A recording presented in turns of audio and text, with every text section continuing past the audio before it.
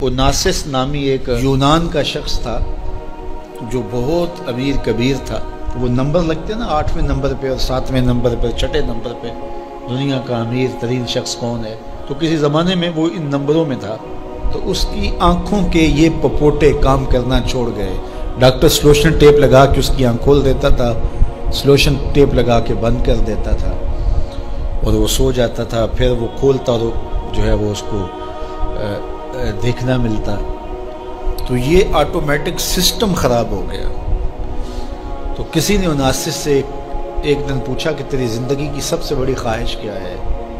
ये जहाज़ों के बेड़े तेरे हैं, ये इतने बड़े कारोबार हैं, ताहद्दे नज़र फैले हुए बंगले, इतना कुछ, तो कोई ख्वाहिश रह गई है? उसने कहा हाँ, एक मेरी ख्वाहिश रह गई है। तो सुनने वाले ने कहा कि क्या? कहा काश कि अपनी आंखें अपनी मर्जी से खोल सकूं, ये मेरी ख्वाहिश है। तो उसने कहा कि अगर इसके लिए तुझे कोई पैसे लगाने पड़े तो कितने को पैसे लगाएगा? कहा सारी दौलत लगा दूंगा, काश कि अपनी आंखें तो अपनी मर्जी से खोल सकूं। तो मेरे इन दोस्तों में से कईयों को आज ये एहसास हुआ होगा कि ये भी कोई नेमत है, और जो 24 घंटे हमारे साथ है।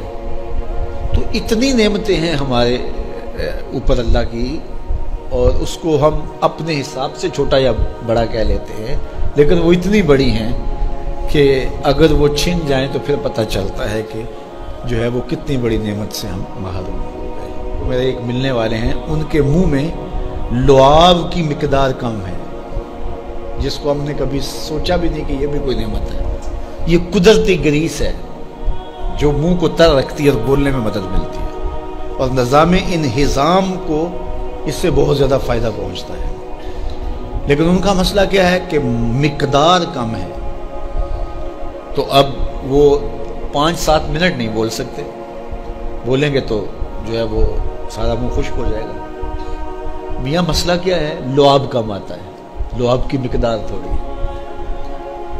तो कभी इसको भी किसी ने नेमत समझा, लेकिन ये कितनी बड़ी नेमत है।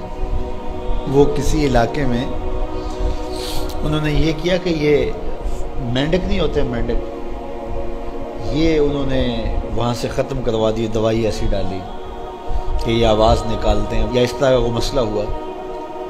तो अब क्या हुआ कि चावल की फसल पर ऐसी सुंडियाँ आ गई कि जिसका कोई इलाज ही नहीं था। तो ये पानी के अंदर जो मेंढकें होती हैं, ये उन हशरात को खाती हैं जो फसल के लिए नुकसानदेह होती हैं।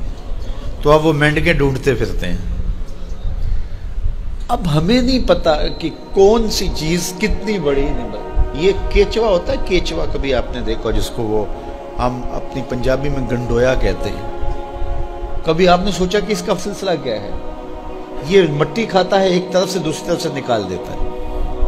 और अब हमारे उधर एक ज़िम्मेदार था, तो वो बच्चों को पैसे देता था कि वो ले करके और अपनी फसलों में छोड़ता था। उसको किसी माहिर ने बताया कि ये ज़मीन की ज़रख़ेज़ी का जो है वो सबब है कि एक तरफ से खाता है, दूसरी तरफ से निकाल देता है, और वो मिट्टी इतनी ज़रख़ेज़ होती है कि दूसरी मिट्टी में जब मिलती है तो कीमियाई खादें भी वो काम नहीं करती जो ये केचवा काम करता है। हमें पता ही नहीं है कि हमारे अतराफ़ में अल्लाह ने कितनी नेमतें हमारे लिए फैलाई हुई हैं। तो इसलिए उसका एक निज़ाम है। ये दुनिया कुछ नहीं है, अल्लाह के कब्ज़े में सब कुछ। तो सबसे बड़ी बात यह है कि अल्लाह आपको खैर की राह अता कर दे। बस का जो दुनिया की दौलतें दी जाती हैं, ये आजमाइश होती हैं, ये आजमाइश होती हैं। तो जो आपको किसी से नेकी करने की तौफीक मिल जाए, किसी की मदद करने की तौफीक मिल जाए, किसी दुखी के काम आने की तौफीक मिल जाए, किसी की जान बचाने की तौफीक मिल जाए, तो ये बहुत बड़ी दौलत।